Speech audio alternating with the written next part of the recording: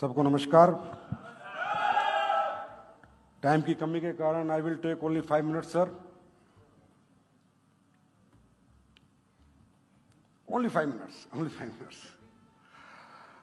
मुख्य अतिथि Shri J Ranjan sir, IAS विशेष मुख्य सचिव उद्योग एवं वाणिज्य और आईटी, तेलंगाना सरकार।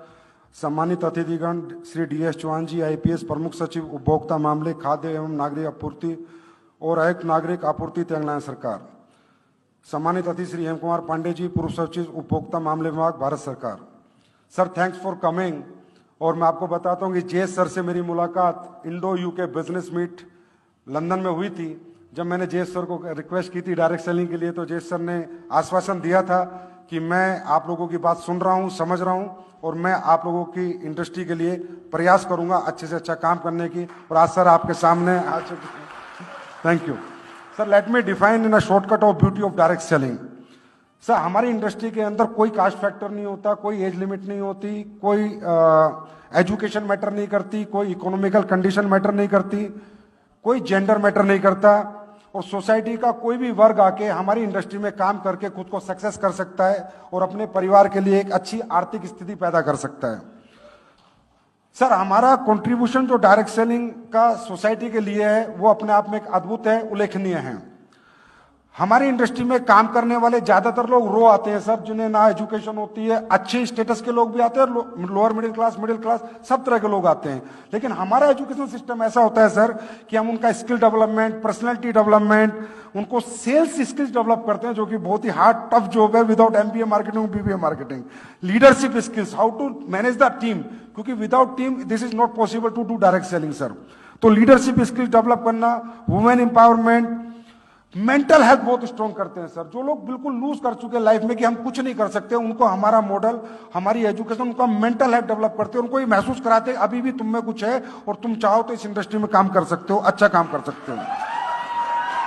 बहुत बड़ी बात मैं सर आपको बताने जा रहा हूं, जो कि डायरेक्ट सेलिंग की लोगों के बीच में चर्चा का विषय नहीं है और वो होना चाहिए।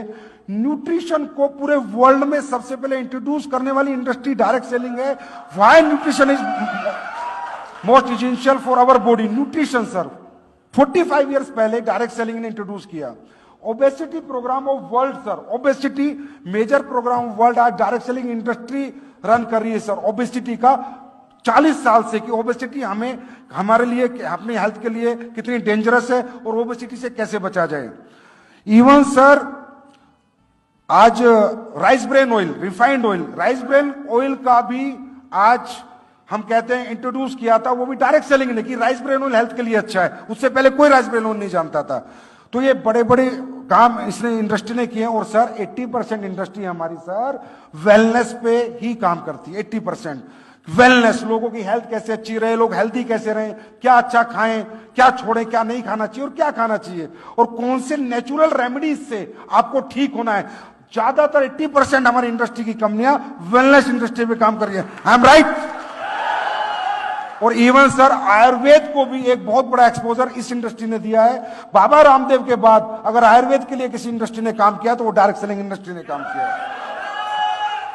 और इससे क्या हुआ सर, जो बाहर की कंपनियां हमारे यहां डायरेक्ट सेलिंग करती थी वो न्यूट्रिशनल प्रोडक्ट लेकर आई, आज उन्हें भी इंडिया में काम करना तो आयुर्वेद प्रोडक्ट उन्हें भी इंट्रोड्यूस करने पड़ रहे हैं। And people get lot of benefits in this industry sir, health benefits. उसके बाद सर मैं सिर्फ ये बताऊंगा कि हमारे यहाँ पर प्रोडक्ट्स का जो सेल्स होता है सर, पहले हमारा डायरेक्ट सेलर इनविटेशन लेता है, फिर प्रोडक्ट का डेमो करता है, फिर सेल्स करता है। और जो प्रोडक्ट परचेजर है सर, सभी डायरेक्ट सेलिंग नहीं करते, ओनली 10%, 90% कंज्यूमर ही रहते हैं, क्योंकि उनके अपने कोई काम है, अपनी फैक्ट्रीज है, अपने बिजनेस है, अपने जॉब्स है। हमारा डायरेक्ट सेलिंग करने के लिए जो अपॉर्चुनिटी के साथ काम करता है वो 10 आउट ऑफ 100 लोग ही काम करते हैं। ये बताना मुझे जरूरी था। और अब जेन्युइन डायरेक्ट सेलिंग जो है सर, जो हमारे साथ होता है कि हमें तकरीबन 2 ब्लेम हम पे लगते हैं सर। 2 ब्लेम हमेशा लगते आए हैं कि मनी रोटेशन करते हो और दूसरा लगता है कि प्रोडक्ट महंगा बेचते हो। तो मैं इसका जस्टिफिकेशन देना चाहूंगा सर कि मनी रोटेशन करने वाली कंपनियां 40 साल चल ही नहीं सकती। मनी रोटेशन मीन से सर फिक्स्ड इनकम का कमिटमेंट। मंथ में आप हमें 1000 रुपए दो, हम मंथ में आपको 2000 देंगे या 5% देंगे या 10% देंगे। That is called money rotation. हम लोग प्रोडक्ट बेस्ड इंडस्ट्री है सर, हम लोग मनी रोटेशन करके 40 साल 45 साल कैसे चलेंगे? आज हमारे इंडिया में कंपनियां हैं जो 24 साल 28 साल से चल रही हैं।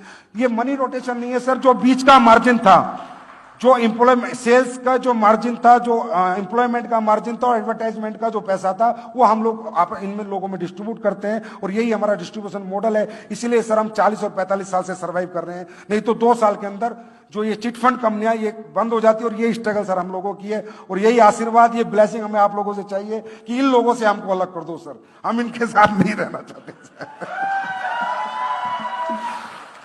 तो सर तेलंगाना में बहुत अपॉर्चुनिटी है। आज बहुत खुशी है कि आप आए और आप आज हमें सपोर्ट करने की मॉनिटरिंग कमेटी एक मैकेनिज्म की बात चल रही है। सर तेलंगाना में बहुत ऑनेस्ट लोग हैं, बहुत अच्छे लोग हैं और बहुत इंप्लॉयमेंट और पढ़े लिखे लोग हैं। अगर इन्हें डायरेक्ट सेलिंग एक अच्छे इकोसिस्टम के साथ करने का मौका मिले तो तेलंगाना भी अपने आप को एक बहुत बड़े लेवल पे डायरेक्ट सेलिंग में प्रूव कर सकता है सर। बस लास्ट पॉइंट है सर मेरा, दुख की बात यह है सर कि हमारे इंडस्ट्री में हम ये चाहेंगे कि आप कोई भी मैकेनिज्म बना दीजिए। हम पहली इंडस्ट्री है, आपसे कहते हैं हमें रेगुलेट करो सर, हमें रेगुलेशन दे दो, जो आप कहेंगे हम करेंगे, बस हमें चिट फंड से दूर रखो सर। क्यों सर हमारे साथ क्या हुआ सर, हजार करोड़ के टर्नओवर करने वाली हमारी कंपनी सर यूएस में सर काम शुरू किया, यूएस में बड़ा बिजनेस कर रही है और तेलंगाना में एक छोटा सा 12,000 रुपए का एक केस उसमें बनाया गया और कंपनी पूरी कोलैप्स हो गई सर। 1000 करोड़ से 100 करोड़ पे आ गई। और ये इंपैक्ट सर सिर्फ तेलंगाना में नहीं पड़ता, तब ऐसा होता तो पूरे इंडिया में इंपैक्ट पड़ता है यार। वो प्रोडक्ट बेस्ड कंपनी बंद हो गई और उसकी एफआईआर हुई, ये हुआ। लेकिन सर एक बड़ी बात यह कि आज तक जो भी एफआईआर ऐसी हुई है, जो भी पुलिस ने की है, एक में भी सजा नहीं हुई सर। कोर्ट से सबको क्लीन चिट मिली है क्योंकि they are the product based company.